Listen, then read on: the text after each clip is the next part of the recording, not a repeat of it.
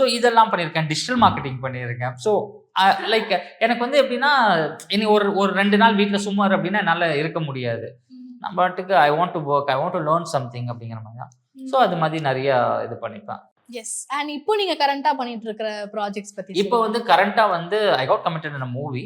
அதோ it's a small thing. அது ஒரு மாதிரி ரொம்ப இன்ட்ரெஸ்டிங்கா எனக்கு ரொம்ப நாள் கழிச்சு ரீசெண்டா ஒரு இன்ட்ரெஸ்டிங் இன்சிடென்ட் இருந்துச்சுன்னா, நான் ஆடிஷன்லாம் போய் ரொம்ப நாள் ஆச்சு. அப்போ ஃப்ரெண்டு ஒருத்தர் சொன்னாரு, "வா ஒரு ஆடிஷன் வரியா? நான் போறேன் வரியா?" அப்படின்னா, யாரு ஆரியன் ப்ரோ தான்.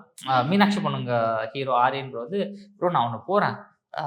வரீங்களா?" அப்படின்னோனே, எனக்கு வந்து ஆடிஷன்லாம் போய் ரொம்ப நாள் ஆச்சு. சரி இவரு கூப்பிடுறாரு சும்மா ஜாலியா போன்னு சொல்லிட்டு போனேன். போனா அந்த ஒரு ஆஃபீஸ் இருக்கு. ஒரு 30, 40 பேர் உட்கார்ந்துருக்காங்க. எனக்கு ஒரு மாதிரி எம்பாரசிங்கா இருக்கு. நம்ம இந்த மாதிரி ஆடிஷன் வந்து ரொம்ப நாள் ஆச்சு. சரி ஓகே ஃபைன் சும்மா அப்படின்னா, அந்த ஒரு அசிஸ்டன்ட் டைரக்டர் வந்தாரு. பிரதர் இது இந்த ஸ்கேன் பண்ணி இதில உங்க டீட்டெயில்லாம் ஃபில் பண்ணிருங்கன்னாரு. நானும் சரி ஸ்கேன் பண்ணிட்டு டீட்டெயில்லாம் பண்ணிட்டு நான் பாட்டுக்கு உட்கார்ந்திருந்தேன். அப்புறம் ஒருத்தர் வந்தாரு வந்துட்டு, "பிரதர் நீங்க வந்திருக்கீங்க" அப்படின்னா, "ஆமா" அப்படின்னா, "ஓகே வெயிட் பண்ணுங்க நான் சொல்றேன்" அப்படின்னாரு. ஓகேன்னா, ஆரியன் ப்ரோ வந்து ஆடிஷன் போயிட்டு வந்தாரு. போயிட்டு வந்து சொன்னாரு, "ப்ரோ இது பண்ண சொன்னாங்க" அப்படின்னா, ஒரு சீன்லாம் நடிக்க சொன்னாங்க அப்படின்னா, ஓகே அப்படின்னா மென்டலா ப்ரிப்பேர் ஆகுறேன். நடிக்கணும். என்ன சீன் நடிக்கிறது? நம்மளுக்கு இப்ப சீன்லாம் குடுத்து தானே நடிக்க வச்சோம். ஸோ மென்டலா ஏதாவது திடீர்னு நடிக்க சொன்னாங்க. என்ன நடிக்கிறது?